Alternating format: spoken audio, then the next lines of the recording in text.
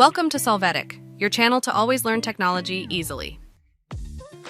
Below in the description, you will find useful links we used in this video.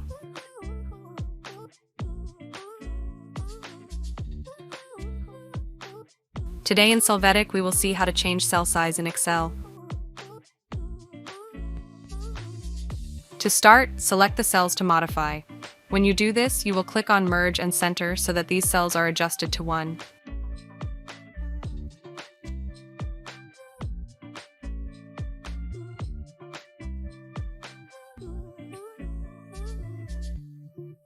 After this, you are going to place the cursor at the end of the cell. When it becomes a cross, press the left mouse button and you are going to drag the row to the new desired size.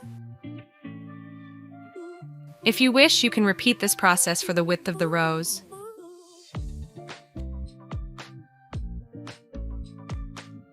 Hey, remember to subscribe Solvetic channel.